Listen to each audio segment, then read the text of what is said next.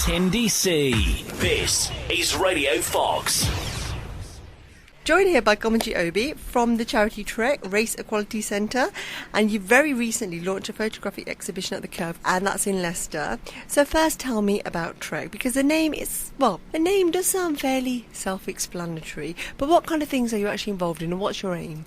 Okay, the Race Equality Centre is a voluntary sector organisation that works to eliminate racial discrimination, advance equality of opportunity and foster good relations between people from different backgrounds, circumstances, etc. And we do this in a number of ways. We do it through policy development work with different organisations, could be voluntary, public sector, public education, setting out campaigns, lobbying, all that sort of things, and actually just giving general advice and support on, like, it might be casework, it might be just giving advice and support on discrimination to people who may have suffered that. Okay. And we have different projects as well which we work on, like employment projects, enterprising projects, etc. So it's all about making people become aware of racial discrimination and harassment, how they can avoid it and how it can be prevented as well. Oh, right, okay. Do you find there are a lot of people that do come to yourselves to use your services then? Yeah, I mean, the Race Equality Centre has been going on for a long time now. It's been in existence for a long time. It used to be called the Race Equality Council, as you mentioned earlier. Yeah, I do apologise. That's okay. So yes, and I think, they're fairly well known out there, and for people who have suffered sort of some form of discrimination or harassment of any kind, they do tend to use us as a first sort of port of call. Right, fantastic. So tell me about this exhibition now, and it's called What Do You See When You Look at Me? Fascinating concept is all I can say, but please tell us more.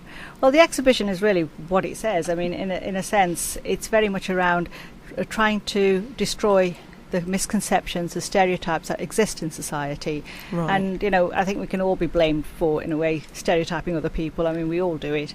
But it's about letting people have a look at that in a sort of photographic exhibition form, to view people in a certain way and to see what they think those individuals are. So it's very much about looking at pictures of different individuals in their normal day-to-day routine, and actually thinking, well, actually, what do they do?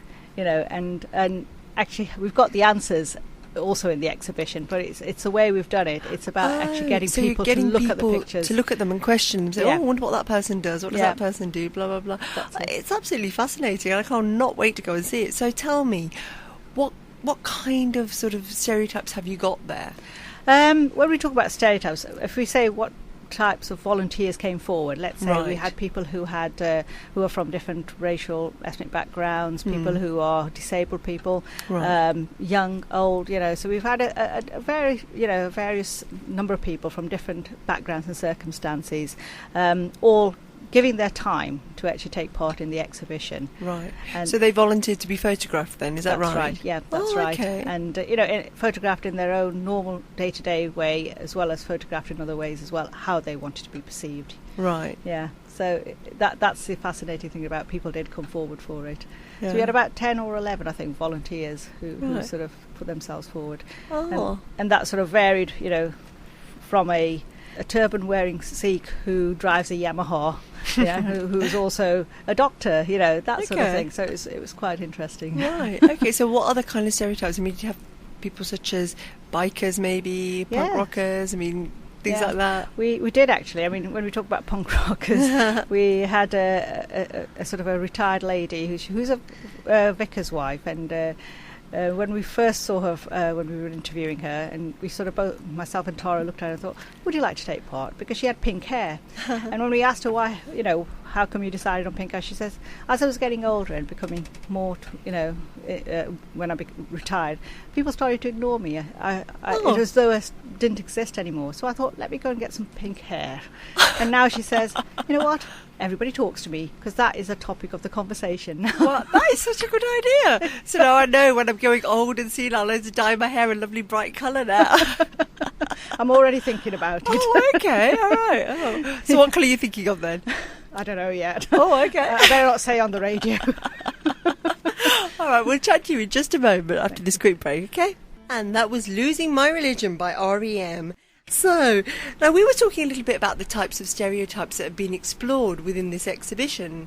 Is there anything quite strange that's come out of this, or is that something we're going to have to go and see and have a look? I think I'm not going to give away too much. I think you should go and have a look. I mean, I'm going to say it again, but I'll say it now as well. It's at the Curve Theatre. It's in the mezzanine area, right? And the way it's sort of laid out, it's good to go and see it, and then you'll see the answers at the end who these people are really. Oh, so, right. Yeah, so okay. I don't want to give too much away because I've already given one away with the pink hair. So.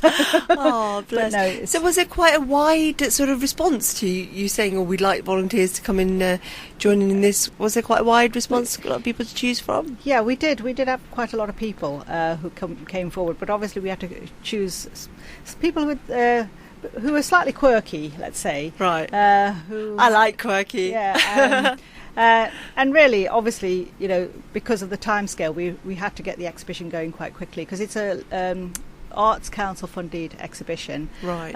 So they have certain deadlines that you have to get things done for. So we had to get everything done. But the people we chose were the right people for the exhibition, I think, because it was a very local exhibition. It's not as though so was it a vast range of people? May I ask that question? Yeah, male, female, ages, age-wise, yes, ethnicity, yes, quite a wide variety, disability even, yes. Oh, right. And they're all Leicester based. They're all Leicester. Well, that's fantastic. People, yes, yeah. Okay, now. Is it just stereotypes that relate? Well, I know you've said that there was a lady with the pink hair and so forth, but are they largely stereotypes that relate to ethnicity, or is it a lot wider than that? I think it's a lot wider than that. I mean, like I was saying, I think we all stereotype in one way or another. We probably see what the sort of physical first when we look at people, but we don't know the person until we get to know them. So I think that's what we're trying to pull out of this. You need to get to know the person before you start making assumptions about that individual. So yes, we had such a variety of people that and they all were quite unique in their own sort of way, so okay. Yeah. And did you also feel that it was particularly necessary to have this kind of exhibition in this current social climate at the moment? I think exhibitions like this, it doesn't matter what climate it is. I mean, I've been working for the Racial Equality Centre, and it used to be the council before, for a long time, on and off on different projects. Right. And there's never a right time or a wrong time, and obviously, in some times you need to be giving more information out where there might be sort of times where things aren't going right, so you need to be giving more of this doing more of the proactive work, and in those cases sometimes you're doing more of the reactive work than the proactive. So this is more doing that proactive work, bringing this message out to people, and I think there's no right or wrong climate. It's the fact that it's about giving the message out on a consistent basis. Right. Okay, because I mean, something which did spring to mind with me, and I was wondering whether, I don't know if you're going to give too much away here or not, like people that do wear turbans, people that do wear hijabs. I mean, is that explored within the exhibition as well? It is, yes. Okay, yeah, because I suppose there is a bit of there may be a lot of misconceptions following sort of these two pieces of religious sort of garments and so forth. So is there a lot of awareness about that? There is, yes. Like I was saying, if you saw this particular doctor, I mean, if he was just walking down the street, you'd probably just say he's a Sikh guy walking down the road, but you don't realise until you actually get to know the person. He's an anaesthetist. He rides a Yamaha, and he was in the Territorial Army. So there's so much in that one person that you can't believe until you get to know that person. And he's a Leicester-based person. And he's a Leicester-based person. Wow. And the same with like you said. We had a Muslim woman who was also part of the exhibition, and there's a lot about her as well. That was very, very interesting. So go and see it, and I don't want to give too much away. Oh, okay, fantastic. So is it anything that surprised yourself whilst you were putting the exhibition together? Well, one thing that really surprised me, how hard it is to do something like this. Why do you say that? Well, firstly, getting the volunteers involved, and obviously there's certain things you have to go because it's an Arts Council funded exhibition, so there's certain criteria you have to fulfil as well. But it starts questioning your own stereotypes. Like I said, we all have them. I'm not a perfect person. I might have worked for the Race Equality Centre for years, on different projects, but I even have stereotypes, and I even see people in different ways sometimes, and it's homing in to your own sort of misconceptions and assumptions, and actually saying, no, I shouldn't do that. I should think before I. If it's something that's going to make you think before you start saying this, that's a really good thing, because if you could just sort of think before you see somebody and make a judgment in your head, even if you don't say it out loud, it's really good. It's a really positive sign. Yeah. Do you find that, obviously being Leicester, very multicultural, diversity and stuff, it was easier to do this kind of exhibition maybe in a place like Leicester? Do you think it was probably more welcoming here, or? I think time will tell. I mean, I think the more people who see it, there's a comments book there as well, so people can give their comments about what they thought of it. Right. So, in terms of getting volunteers, we did have enough people coming forward because it's such a diverse place, and maybe here, if it's going to work, it's going to work definitely here. Right. But in terms of feedback, yes, I think that time will tell that, because it's on till the end of September at the Curve, and then it's there open as an educational resource if schools want to use it, and and I think it's going to also be at the I don't know if you've heard of the organisation called Leicester Centre for Integrated Living, LCIL. I think I have briefly. Yeah, they're sort of a disability organisation which gives advice and support to disabled people, and they're based in the West End Centre, and they're going to be homing the exhibition for a while, and then it's open to... Is that when it's finished at the Curve? That's right. Okay. Yeah. All right. So will it, in September, will it finish at the Curve and then go on to there? That's right. Oh, yeah. okay. And so how long is it on in total? Well, it can be on as long as it likes, basically. Oh, so okay. if different schools want to hold it after that, and use it as an educational resource, they can do that as well. Yeah. Okay, that'd be fascinating. Okay, I'll ask you a few more questions just after this. Okay. Your number one station in hospital, Radio Fox. And I am joined by Kamljit Obhi from TREC, the Race Equality Centre. And we were talking about this exhibition you've got. What do you see when you look at me? I love that. It should be a song. What do you see when you look at me? Anyway, I would like to ask you a little bit more about the times. When is it actually on? Okay. Just so people out there know exactly when it starts, when it ends, how long the duration period is, and even the times in the day when they can get there. Right. I think everybody should be aware of where the Curve Theatre is. Right. It's obviously near. I think it's near this. It's in the cultural quarters, the isn't it, cultural Leicester? quarter, Yeah, yes. the Curve Theatre. Yeah. It's at the Curve Theatre. It's in the mezzanine area, which is upstairs. Okay. And it's on during obviously the Curve opening hours, which I think I presume would be from about 9 o'clock till about 5:30 or 6 o'clock. Okay, So, yeah. And then obviously... And people can always check online or ring the Curve just to find out definitely when they're opening. That's it, yeah. And it was launched on Friday, and it'll be on till the end of September there. And then it'll, like I said, it'll move to other organisations, and then from there it can be used by anybody in terms of educational resources and stuff like that. So it's Curve Theatre at the moment, and it's in the mezzanine area. So our listeners, if they're listening in the hospital, there's no need to worry, because by the time you're out, it'll still be on, won't it? Hopefully. I mean, actually, when we say anybody can use it after that, if there's a space in the hospital even, it could be even displayed here. It's something that even hospitals can use, because it's about stereotyping, it's about people, and I'm sure there's a lot of relatives of people who are in hospital who come round, and sometimes there's waiting times and all that. It might be something they want to see, Yeah. Well, So actually, that's a very interesting concept. We'll have to get people involved who would maybe see to that kind of stuff, wouldn't we? So tell us, who is the actual photographer of this exhibition? The photographer is a local photographer called Kajal Nisha Patel. I think she's done other photography for other projects, and she has won a few awards. Okay, she's Leicester based as well? She is Leicester based as well. Fantastic. I mean, we try to keep it as a Leicester focus, and I'm sorry I haven't got any more information about the photographer, because Tara, who was going to be with me, was the one who actually worked with her mostly, because Tara was the curator, and I was really the project manager, so the two of them worked really well together, and I was hoping Tara would have been here today to actually explain more about the photographer as well, but I'm sorry about that. Oh no, that's fine, but we know she's Leicester based, so we know her name, so look at that. So what messages are you hoping that this exhibition will convey across? I think the main message we're trying to convey is that be yourself. Be proud of your individuality, whatever you are, whether you may be disabled, you may be from a different ethnic background. It doesn't matter. You may be young, old.